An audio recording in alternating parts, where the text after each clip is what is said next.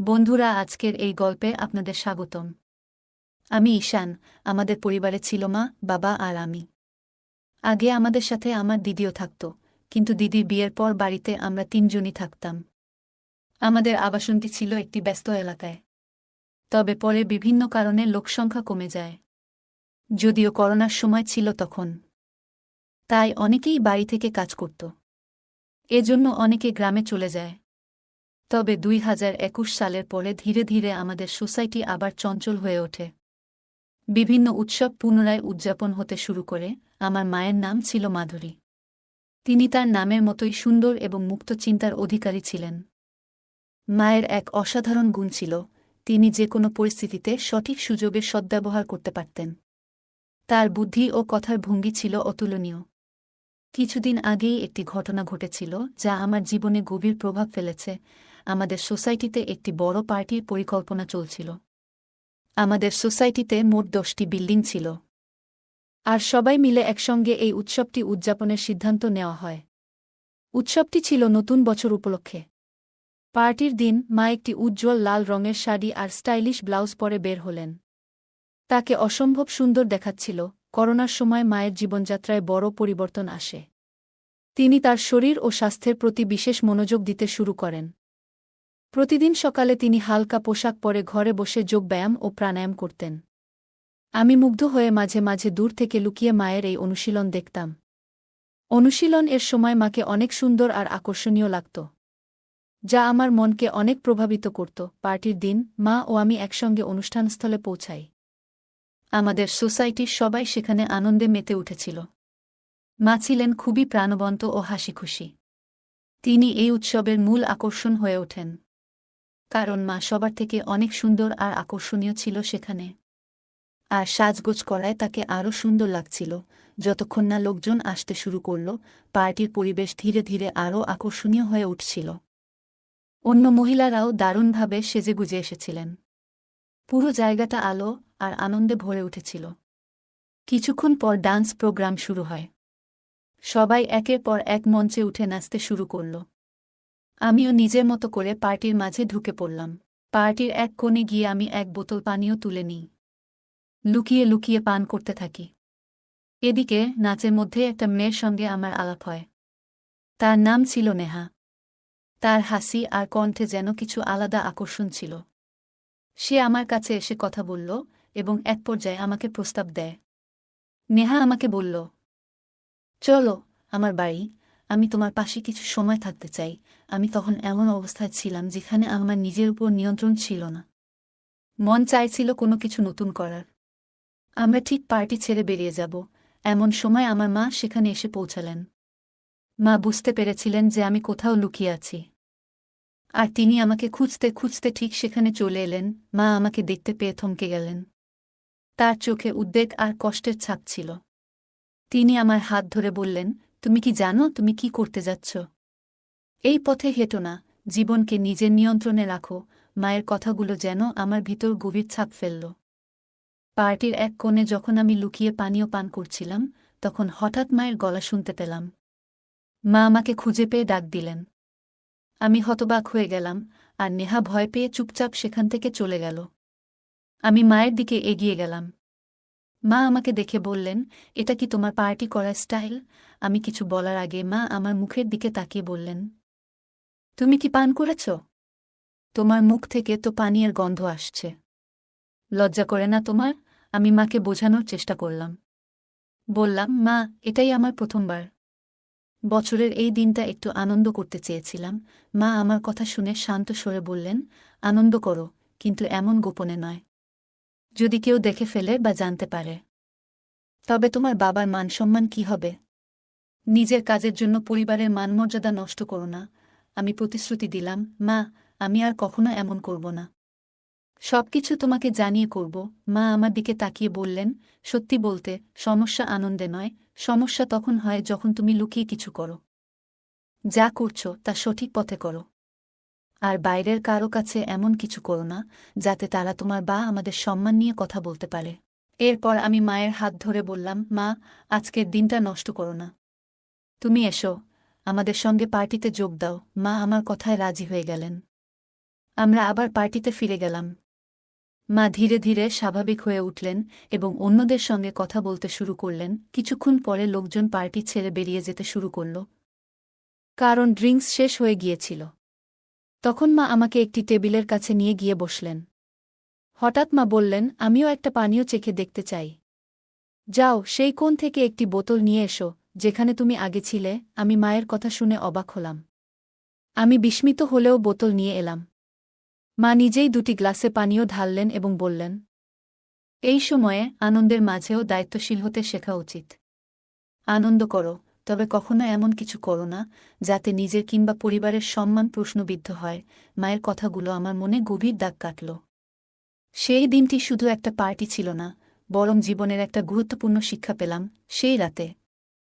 মায়ের অনুরোধে আমি পানীয়ের 2টি গ্লাস তৈরি করলাম। মা জানতে চাইলেন, 2টি কেন? আমি মৃদু হেসে বললাম, একটি তোমার জন্য এবং একটি আমার জন্য। মা প্রথমে রাগ করে আমার দিকে তাকালেন, তবে আমার হাসি দেখে শান্ত হলেন। আমরা চিয়ার্স করলাম, আর মা দ্রুত নিজের গ্লাস শেষ করলেন। এরপর তিনি আমার গ্লাসটি নিয়ে সেটিও পান করতে শুরু করলেন।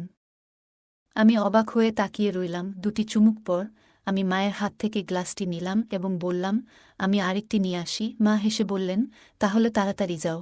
আমি আরেকটি ছোট বোতল নিয়ে এলাম। এবারও 2টি গ্লাস তৈরি করলাম, একটি মায়ের জন্য এবং একটি আমার জন্য। মজার ব্যাপার হলো, আমি তখনও আমার গ্লাস শেষ করিনি, কিন্তু মা ইতিমধ্যে নিজেরটি শেষ করে বোতল থেকেই পান করতে শুরু করলেন। মা পুরোপুরি মাতাল হয়ে গেলেন, আর আমি একদিকে হাসতে হাসতে তাদের সামলানোর চেষ্টা করছিলাম। এরপর আমি মাকে ধরে সোফায় বসালাম। সময় তখন রাত 11টা 5 মিনিট।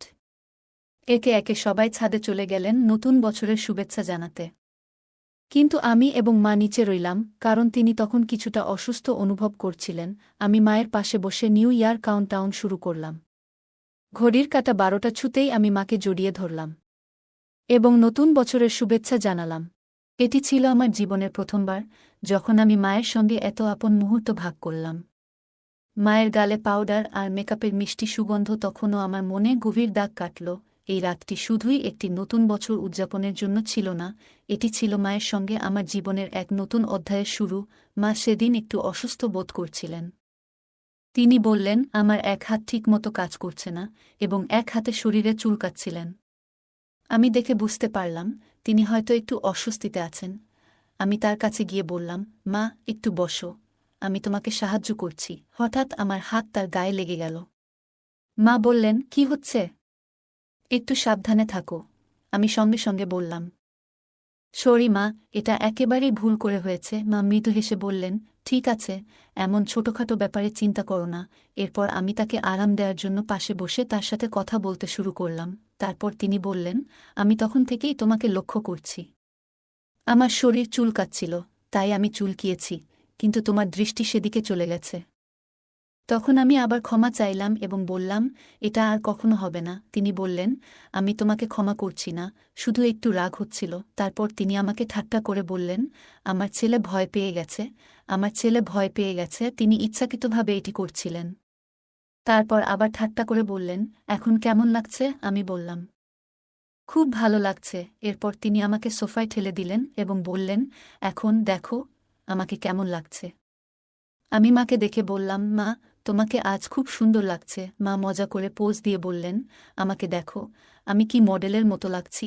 আমি হাসি থামিয়ে বললাম, মডেল তো নয়, তার থেকেও বেশি সুন্দর লাগছে।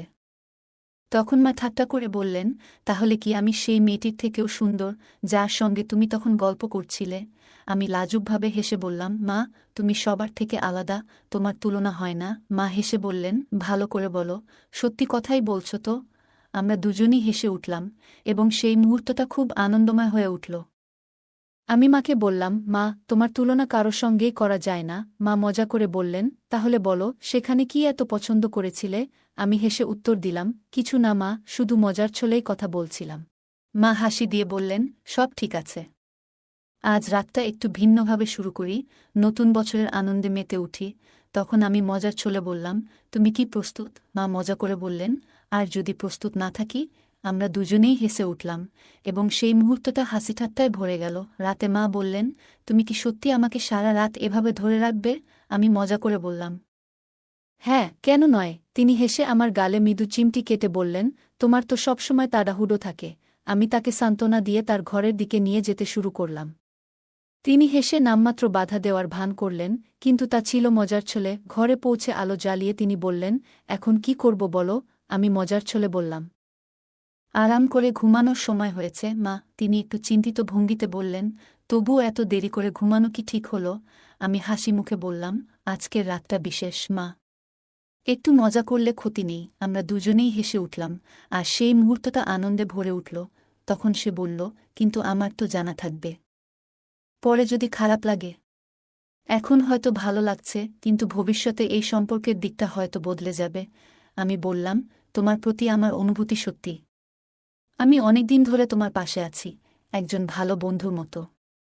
কিন্তু যদি আজ আমরা এই মুহূর্তটাকে হারিয়ে ফেলি, তাহলে হয়তো সবকিছু বদলে যাবে। সে এক মুহূর্ত ভাবল, তারপর বলল, ঠিক আছে, কিন্তু একটাই শর্ত, আজকের পর আর কখনো কিছু আশা করো না। আমি খুশি মনে বললাম, ঠিক আছে, আমি তোমার শর্ত মেনে নিচ্ছি। তারপর সে আমার দিকে তাকিয়ে জিজ্ঞাসা করল, তুমি এমনভাবে দাঁড়িয়ে আছো কেন? আমি বললাম, কিছু না। তখন মা বলল, তাহলে যাও। যদি তুমি না চাও। আমি বললাম, তোমার ইচ্ছা যদি না থাকে, তাহলে আমি চলে যাই। আমি বিছানায় বসেছিলাম, তখনই সে আমার হাত ধরে টেনে বলল, তুমি এত গম্ভীর কেন? সবকিছু এত সিরিয়াস ভাবে নিও না। আমি অবাক হয়ে বললাম, তাহলে তুমি চোখ বন্ধ করে আগে শুয়েছিলে কেন? সে হাসতে হাসতে বলল, আলোটা আমার চোখে পড়ছিল, তাই চোখ বন্ধ করেছিলাম। আমি আলো বন্ধ করে আবার শুয়ে পড়লাম। সেই রাতে পার্টির পরে আমরা প্রথমবার এতটা সময় একসঙ্গে কাটিয়েছিলাম। তখনই সে উঠে গেল, আলোটা জ্বালালো এবং বাথরুমে চলে গেল। ফিরে এসে আবার বিছানায় শুয়ে পড়ল।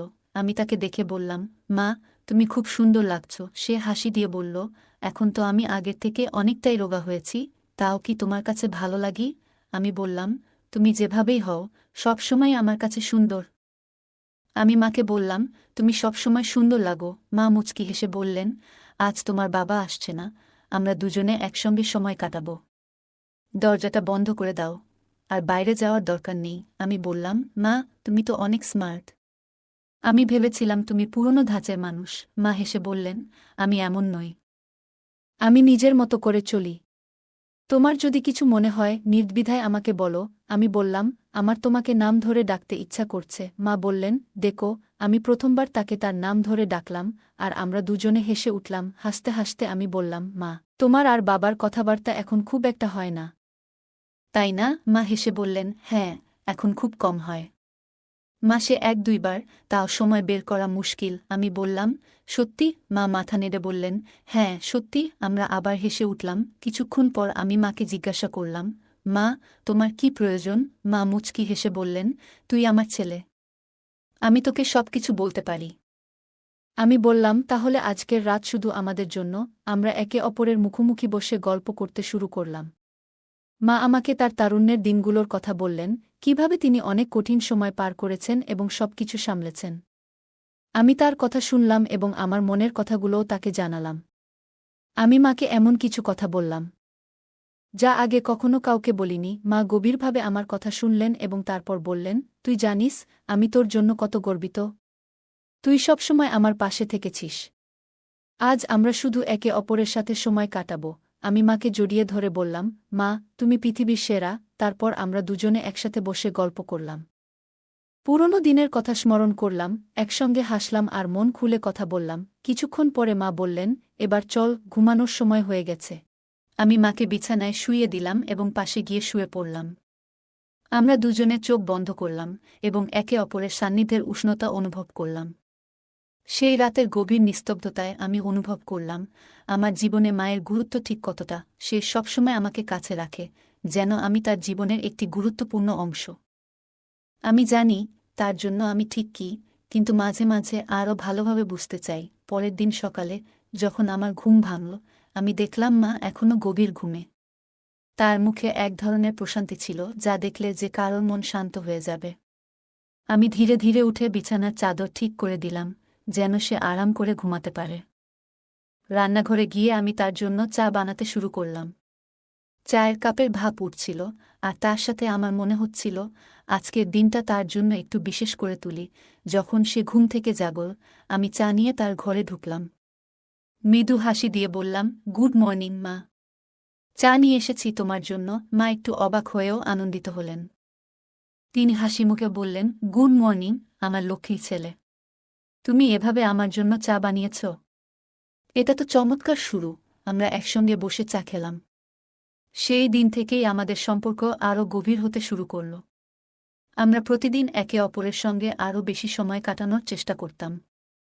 ছোট ছোট বিষয় থেকে শুরু করে বড় চিন্তাভাবনা, সবকিছু আমরা একে অপরের সঙ্গে ভাগ করে নিতে লাগলাম। সেই রাত, যে রাতে আমরা একসঙ্গে এতটা সময় কাটিয়েছিলাম, আমাদের জীবনে এক নতুন অধ্যায়ের সূচনা করল। আমরা দুজনই একে অপরকে আরও ভালোভাবে জানতে এবং বুঝতে পারলাম। সেই মুহূর্তগুলো আমাদের সম্পর্ককে আরও দৃঢ় করে তুলল। তো বন্ধুরা, এটাই ছিল আজকের ছোট্ট গল্প। এমন আরও গল্প শুনতে চাইলে কমেন্টে জানাও। গল্পটি আপনাদের কেমন লাগলো কমেন্ট করে জানাতে ভুলবেন না। আর যদি গল্পটি ভালো লেগে থাকে তাহলে অবশ্যই লাইক করুন এবং আপনার বন্ধুদের সঙ্গে শেয়ার করুন।